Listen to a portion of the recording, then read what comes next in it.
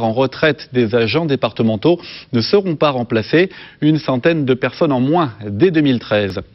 Vous les avez sûrement vus sur la place de la Comédie, distribuant des repas aux sans-abri. Ils sont généralement une petite dizaine à se donner rendez-vous 2 fois par semaine.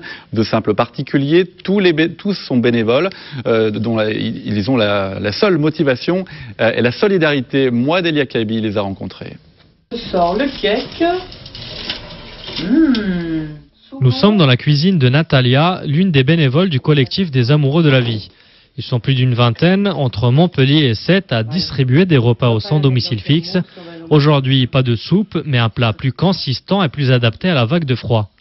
Alors d'habitude, on fait de la soupe, mais là, on a fait des pâtes cette semaine parce qu'il fait très très froid. Ça va permettre de leur tenir au corps. Natalia et son ami Anouk se sont engagés après avoir vu un reportage sur Patrice.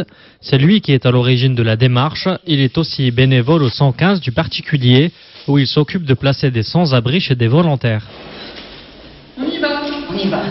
Une fois les préparatifs achevés, direction la place de la Comédie, où ils rejoignent les autres bénévoles. Depuis le début de l'année, ils y sont tous les lundis et jeudis soirs.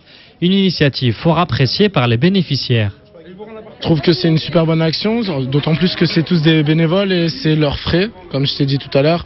C'est à leur compte, je veux dire, ils demandent rien à personne et ils n'ont pas de titre associatif, ils font ça juste pour se rendre utile.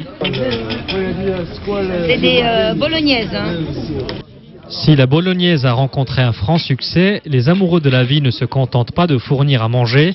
Ils sont là aussi pour tendre l'oreille et pour voir aux besoins élémentaires, chaussettes, gants et kits de toilette, toujours sur leur propre denier.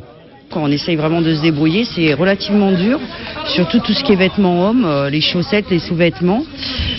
Sinon, les déménagements. Moi, ça a été mon cas. Je suis arrivée sur Montpellier, donc j'ai pu donner tout ce qui était linge de maison, serviettes, faire des kits d'hygiène. Le collectif est à la recherche de bénévoles pour être présent plus souvent en semaine et tous les dons sont évidemment le bienvenu. Pour cela, vous pouvez passer par leur page Facebook.